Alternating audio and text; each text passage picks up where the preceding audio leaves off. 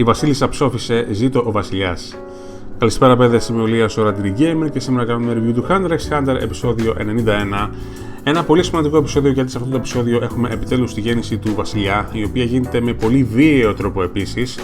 Συγκεκριμένα ο βασιλιάς σκάει έξω από την κοιλιά της βασίλισσας, βασικά την ξεσχίζει με τα χέρια του για να βγει έξω. Παρόλο που η βασίλισσα είναι σε πολύ μεγάλο πόνο και ουρλιάζει και φωνάζει και σφαδάζει και του λέει μη βγεις έξω και δεν είναι η ώρα σου ακόμα. Αλλά ο βασιλιάς της λέει ένα σκάσε μπορεί και βγαίνει έξω από την κοιλιά με πολύ βίαιο τρόπο και πετάγονται τα σωθικά της βασίλισσας παντού και η βασίλισσα βασικά είναι σε ετοιμοθάνατη κατάσταση κλπ.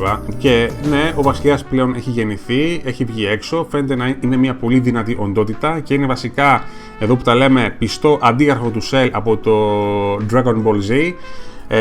Είναι εντελώς ίδιος με τον Cell. Δεν καταλαβαίνω γιατί ο mangaka αποφάσισε να τον κάνει τόσο ίδιο με τον Cell, αλλά τέλος πάντων μπορεί να θέλει να τον τιμήσει τον Cell σαν κακό για κάποιο λόγο, δεν ξέρω τι να πω. Ο οποίος ο βασιλιάς είναι πάρα πολύ δυνατός και αυτό αποδεικνύεται, ξεπαστρεύει 2-3 καημέρα ants με τη μία μόνο με τη δύναμη της ουράς του, κάνοντας το κεφάλι τους λιώμα, λιάδα, δηλαδή μια λίμνη από αίμα σε κλάσματα του δευτερολέπτου. Και τα υπόλοιπα καημέρα ants μένουν άναυδα, όχι μόνο και από τη δύναμή του, αλλά και με το γεγονός ότι ο βασιλιάς δεν διστάζει να σκοτώσει με τη μία κάποιο καημέρα ant, το οποίο υποτίθεται ότι είναι από το ίδιο είδος με εκείνον. Αλλά μετά, όπως πολύ σωστά επισήμανε κάποιο άλλο καημέρα ant, ο βασιλιάς είναι μια εντελώς διαφορετική οντότητα από αυτούς, μια εντελώς διαφορετική μορφή ζωής και γι' αυτό δεν είχε και κανέναν ενδιασμό για να του σκοτώσει. Όμως οι τρεις βασιλικοί φρουροί της βασίλισσας, που είναι πλέον η βασιλική φρουροί του βασιλιά, δηλαδή η Νεφέλπιτο, ο Σάια-Πουφ και δεν θυμάμαι ο άλλος πώς λεγότανε, ο Γιούπι, έχω την εντύπωση, αλλά μπορεί να κάνω και λάθος, διορθώστε με εάν κάνω λάθος. Γονατίζουν μπροστά στον βασιλιά και του λένε ότι θα εκπληρώσουν την κάθε την επιθυμία, ό,τι και αν ζητάει, και ο βασιλιάς πεινάει εκείνη τη στιγμή και ζητάει φαγητό και οι τρεις φρουροί του εκπληρώνουν την επιθυμία αυτή φυσικά. Και εννοείται ότι πλέον και οι τρεις φρουροί και ο βασιλιάς εγκαταλείπουν πλέον τη φρουριά των καημέρα ants, γιατί το βασιλιά του φαίνεται πάρα πολύ βρώμικη και δεν τον αδικό εδώ που τα λέμε. Και ο Colt, τον οποίο πιστεύω να το θυμάσαι τον Colt, ένα από τα βασικά καημέρα ants με νοημοσύνη εκεί μέσα, πηγαίνει στην Ευέλιπτο και τη ζητάει να χρησιμοποιήσει τη δύναμή της για να θεραπεύσει τη βασίλισσα, επειδή είναι ετοιμοθάνατη και τα σωθικά της ξεσκισμένα.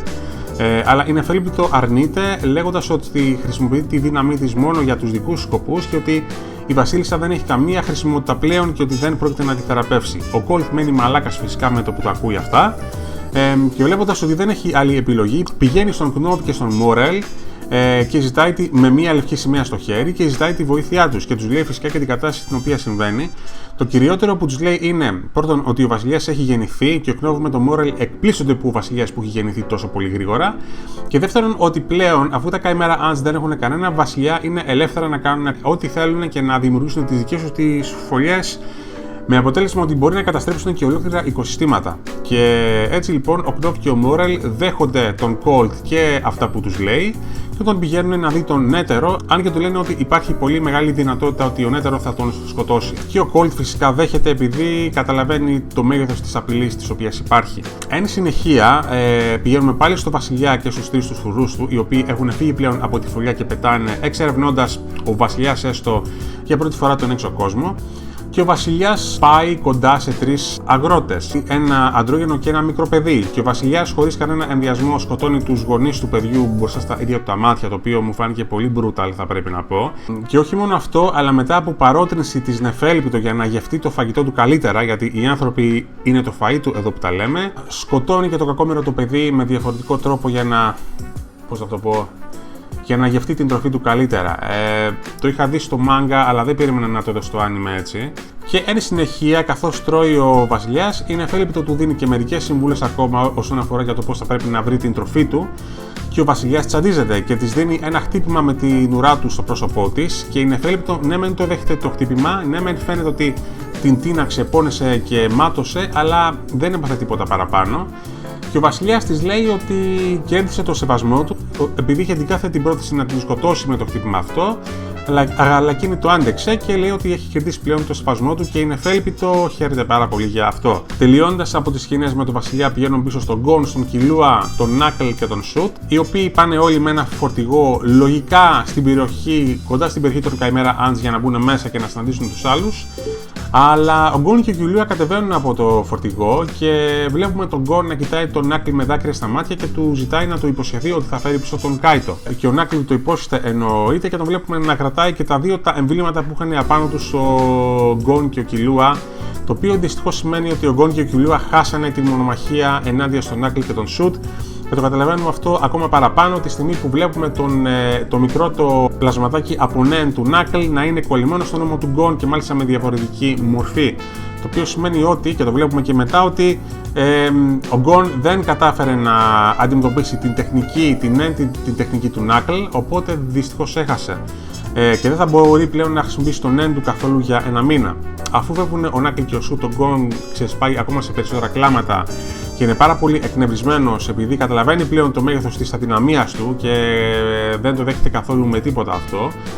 Και μετά, αφού μπαίνουν και δύο στο φορτηγό και πηγαίνουν πίσω στο σπίτι τους, ας πούμε, ο Killua υπόσχεται από μέσα του ότι θα προστατεύει τον Gon για τον ένα μήνα που δεν μπορεί να χρησιμοποιήσει καθόλου Nen, αλλά μετά λέει ότι δυστυχώς θα τον αφήσει, επειδή είναι, όπως είπε και και κακή επιρροή για τον Gon. Αλλά θα δούμε αυτό για το αν θα γίνει κανονικά. Αυτό ήταν το επεισόδιο σε γενικές γραμμές. Ήταν ένα πάρα πολύ καλό επεισόδιο, κυρίως επειδή βλέπουμε τη γέννηση του Βασιλιά με πολύ μεγάλη λεπτομέρεια και πρέπει να πω ότι η μεταφορά του manga του Hunter x Hunter στο anime αυτό έχει γίνει με πάρα πολύ καλό, με υπέροχο τρόπο. Έχουν κρατήσει το feeling του Chimera Arc καθ' όλη τη διάρκεια του κανονικά, παρόλο που λείπουν κάποια πράγματα από το manga, αλλά δεν έχει σημασία αυτό. Και το βλέπουμε αυτό και στη γέννηση του Βασιλιά, το βλέπουμε μετά και στο πόσο ο Βασιλιάς μεταχειρίζεται τους υπηκοούς του, αλλά και το πόσο αδίστακτος είναι στο να σκοτώνει τα θύματα του.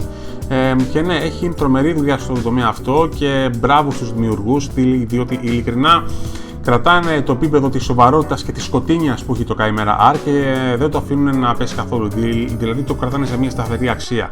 Όσον αφορά για το Βασιλιά, μιλάμε για μια τρομερή οντότητα, πιστή αντιγραφή του Cell, αλλά τι να κάνουμε, δεν μας ενδιαφέρει, έτσι είναι το πράγμα. Και ο Βασιλιάς είναι ένα ον με πολύ μεγάλη σοβαρότητα από ό,τι φαίνεται, πολύ άκαρδο, πολύ αδίστακτο και εννοείται ότι δεν δείχνει κανένα ενδιαφέρον για τα υπόλοιπα τα Chimera Ants πλέον, επειδή τα θεωρεί πολύ υποδεέστερά του, να το πω έτσι. Και μάλιστα, αφού σκοτώσει δύο Chimera Ants, τρώει το ένα για να χορτάσει την πείνα του, παρόλο που δεν του αρέσει καθόλου. Όσον αφορά για τον Colt, θέλω να σταθώ λίγο στον Colt, επειδή μου κάνει εντύπωση που ο Colt που έχει τόσα μεγάλα επίπεδα λογικής, να το πω έτσι, διότι ο Colt χωρίς κανένα δισταγμό, επειδή θέλει να σώσει τη βασίλισσά του, παρόλο που το λέω πάλι δεν της αξίζει καθόλου, πάει στο Gnop και στο Morel και του ζητάει τη βοήθειά τους. Και είναι, πιστεύω, ένα τρομερό πράγμα από ένα Chimera Ant να ζητάει τη βοήθεια από τους αντιπάλους του, το οποίο σημαίνει ότι ο Colt ίσως να έχει πολύ μεγαλύτερο επίπεδο ανθρωπιάς από τα υπόλοιπα τα Chimera Ants και αυτό με έκανε να τον συμπαθήσω πάρα πολύ σαν χαρακτήρα. Δεν ξέρω αν θα ζήσει ή για τον θα πεθάνει μετά. Και εν συνεχεία πάμε στον Gon και στον Killua, όπου δυστυχώς από ό,τι φαίνεται δεν κατάφεραν να νικήσουν την μάχη καθόλου. Αν και βλέπουμε ένα μικρό στιγμιότυπο για το πώς έχασε ο Gon, αλλά και πάλι ήταν αυτό, πιστεύω, μεγάλο σοκ για τον Gon, επειδή είχε μεγάλη πίστη και αυτοποίθηση ότι θα νικήσει παρόλες τις δυσκολίες. Αλλά δυστυχώς όμως δεν τα κατάφερε, ο Knuckle κατάφερε να τον νικήσει και βλέπουμε τον Gon να ξεσπάει σε κλάματα.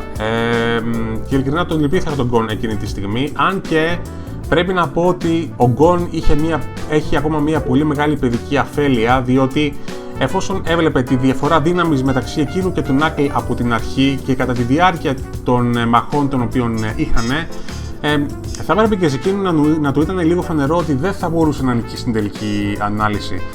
Μ' αρέσει ότι ο Gon δεν λυγίζει ποτέ, ότι δεν υποχωρεί ποτέ και ότι πάντα θέλει να πολεμάει, αλλά πιστεύω σε γενικές γραμμές ότι αυτή η ήττα του έκανε καλό, γιατί τον έκανε ίσως να καταλάβει τα όρια τα οποία έχει, ότι δεν μπορεί να κάνει τα πάντα και ότι δεν μπορεί να νικάει πάντα. Οπότε ναι, μου άρεσε αυτό λίγο σαν character development, αν και τον λυπήθηκα τον Gon. Όσον αφορά και τον Killua, ο Killua φαίνεται πως είναι συνηθισμένος στις ήττες, οπότε ίσως να μην τον ενδιαφέρει και τόσο πολύ, ή ίσως να έχει πιο πολύ μαχητική εμπειρία από τον Gon και να καταλαβαίνει το τι σημαίνει μια ήττα. Αλλά στον ένα μήνα που ο Gon τώρα δεν θα μπορεί να χρησιμοποιήσει τον Nen του λόγω της ικανότητας του Knuckle, υπόσχεται μυστικά στον εαυτό του ο Killua ότι θα προστατέψει τον Gon ό,τι και να γίνει και ότι δεν θα τον αφήσει. Αυτό δεν είμαι σίγουρος για το αν θα συμβεί ή όχι, γιατί ο Gon και ο Killua είναι το ένα και το αυτό αχώριστοι από το ξεκίνημα του Hunter x Hunter.